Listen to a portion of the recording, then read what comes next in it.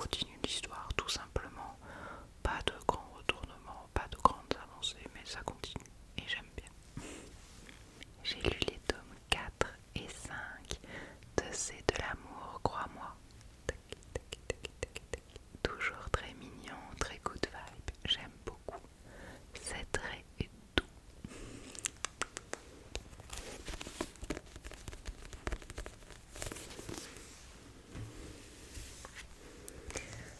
Le tome 10 de Camille Samaskoul.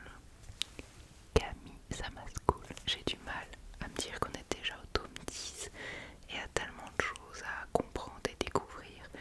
Ça me tient assez bien en haleine comme manga, j'ai hâte de savoir la suite. C'est très chouette. Hop. Voilà, sans la ring light.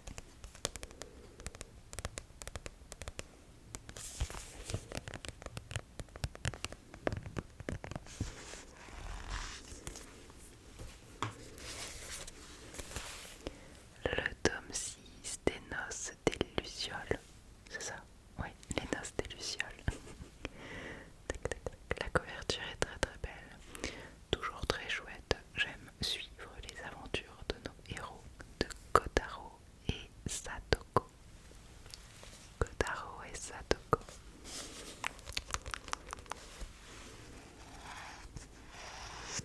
On continue toujours dans la même vibe. C'est difficile de te parler de séries en cours parce que j'ai pas envie à chaque fois de te raconter l'histoire et que ça fasse trop redondant pour toi.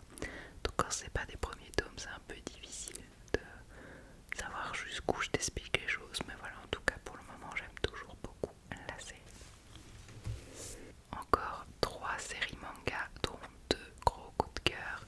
Le tome 17 de Nina du Royaume des Étoiles. J'aime toujours autant cette série et j'ai trop envie de savoir la suite. Ah, c'est vraiment un de mes chouchous lectures pour le moment. J'adore cette série. J'adore. On a encore pas mal de révélations et autres et on plonge de plus en plus au cœur de l'histoire et j'ai vraiment hâte d'avoir la suite.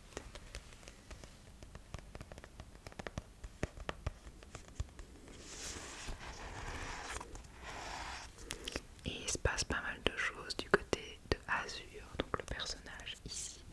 Ah, ça me met trop mal. Et Nina, fidèle à elle-même dans ce tome, enfin voilà, j'adore cette série. Et j'ai hâte de savoir où ça va nous mener. J'aime trop. Voilà.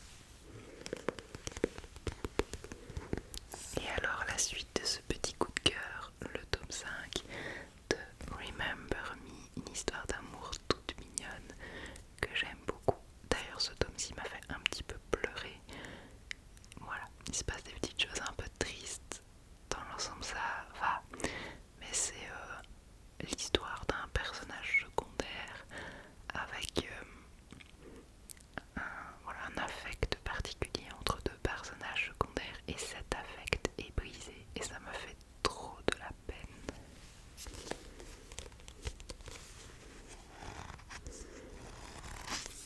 J'ai hâte de voir où la série va nous mener.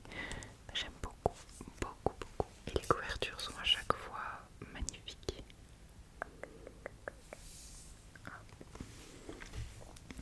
Et alors j'ai commencé une nouvelle série. Nouvelle, pas nouvelle. C'est une très vieille série, mais que je lis pour la première fois.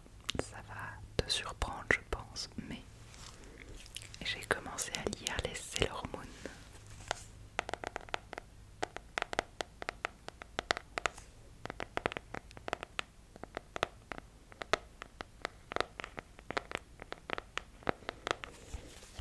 Alors, il s'agit de la collection Eternal Edition qui est sublime. Déjà, ça c'est le premier point.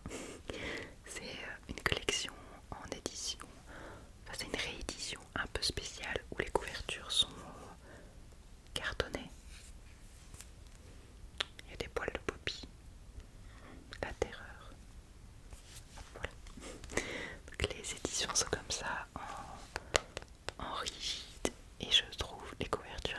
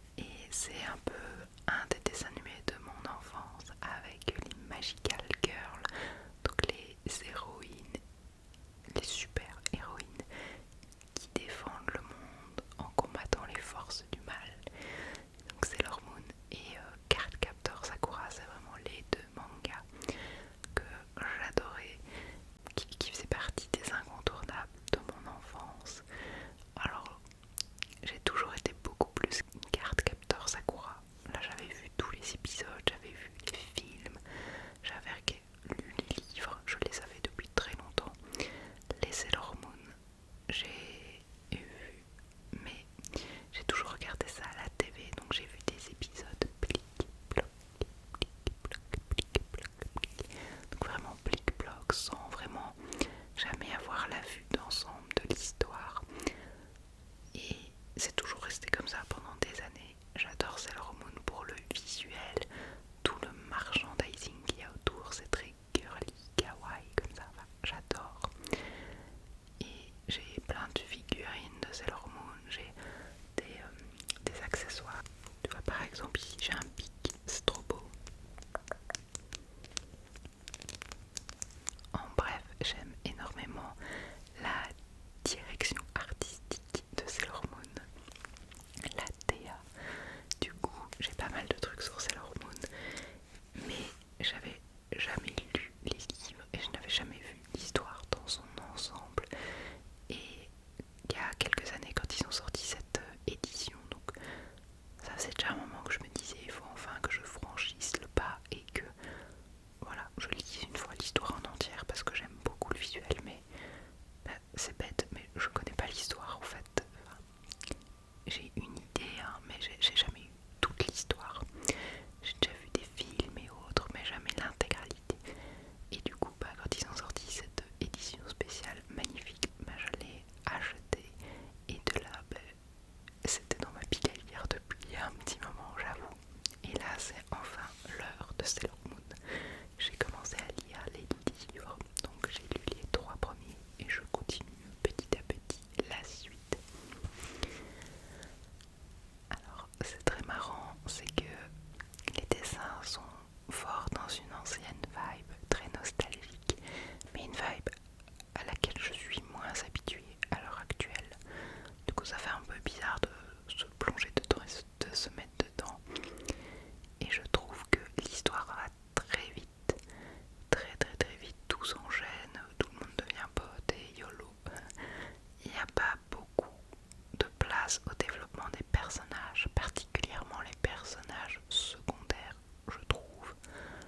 Les ennemis s'enchaînent, ça va très vite, il y a un ennemi, paf, il le batte, on passe au suivant et ça s'enchaîne très très vite.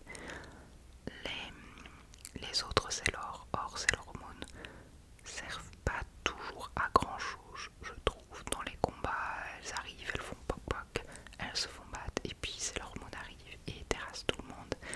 C'est moins dans la vibe qu'on a à l'heure actuelle où effectivement le héros fait le plus gros des combats, le combat principal, mais les personnages secondaires ont aussi leur importance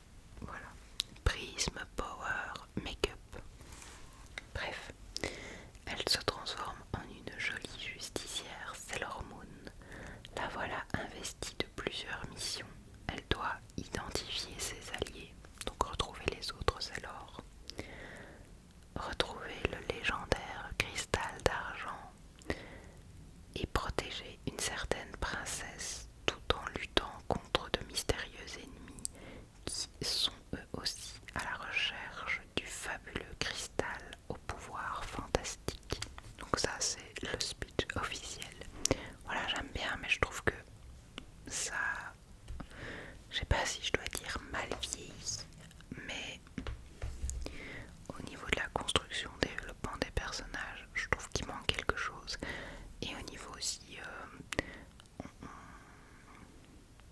c'est pas ironique, je trouve pas le mot, mais voilà, c'est des super héroïnes, donc ça c'est chouette. Mais en partant de la fille pleurnicheuse qui parle de maquillage pour se transformer, voilà, il y a un petit truc qui me chipote. Après, c'est parce que je le vois avec le prisme actuel de notre époque. Je pense qu'avec le prisme de l'époque, ça passait mieux et on faisait pas forcément attention. Beau jeu de mots, hein, le prisme lunaire. Bref, mais du coup, je suis en train de les lire et je suis très contente, surtout de par ce côté nostalgique, de découvrir enfin l'histoire dans son ensemble. On passe au roman.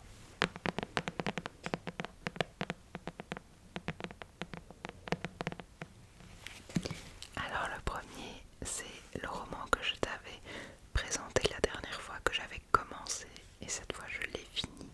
Donc il s'agit de Jusqu'au plus profond des astres. Jusqu'au plus profond des astres, qui sera une duologie. Donc il y aura 2 tomes, et c'est écrit par A.J. Twice, qui est un couple, je crois, âme sœur d'écriture et de vie. Harlick et Jennifer Twice sont les auteurs de la série Phénomène, la passeuse de mots. Ils explorent ici avec brio, sensibilité et poésie les thèmes de la perte de la mémoire et de la quête de soi. Alors je vais te lire le résumé. Touc, touc, touc. Poussière d'étoiles nous sommes, poussière d'étoiles nous retournerons. Linus Earthgrave, astronomiste à l'esprit constellé d'angoisse, est plongé dans un deuil insondable depuis que sa fiancée, Lucia Destrella, archéologiste à l'Académie de Scientologie de Lockford, a disparu lors d'une expédition. Cloîtré dans son manoir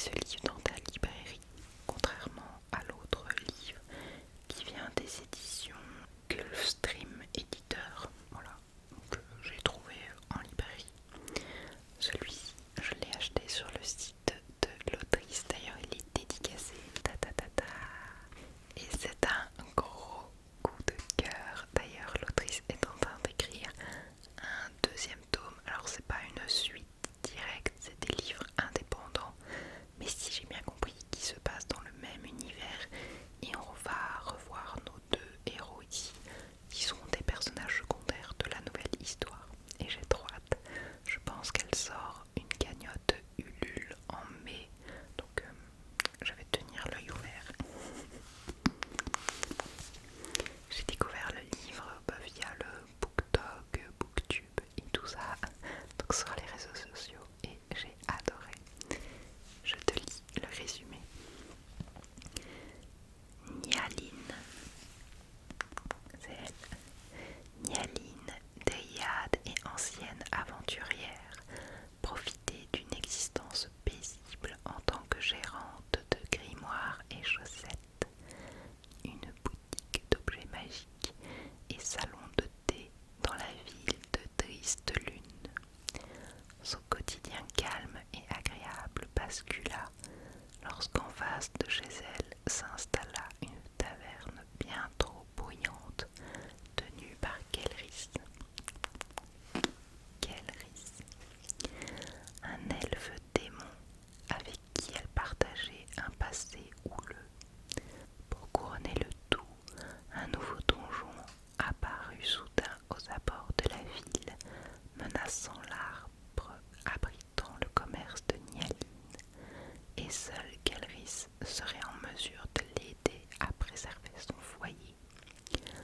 Sauront-ils s'allier malgré leur rivalité et ramener ensemble la paix à Triste Lune? Nyaline parviendra-t-elle à sauver Grimoire et Chaussette de l'influence du donjon sans sacrifier sa vie tranquille qu'elle aime tant? C'est une cosy fantasy aventure. Tu te sens un peu dans un univers à la, je sais pas, donjon d'Albug. Il y a des donjons à explorer, des monstres à battre. Cet univers un peu fantastique avec des tavernes, des trolls, des nains, des elfes, des démons, des dryades, tout ça, tout ça. Univers que j'adore, soit dit en passant. Et à ce côté aussi cosy de la vie paisible, elle fait un peu du tricot, ils font de la cuisine. Voilà, il y a l'ambiance posée et décrite et très cosy. Et puis il va y avoir des problèmes, des petites choses qui vont remuer le quotidien de notre héroïne et qui vont devoir la pousser à se battre pour sauver son foyer cosy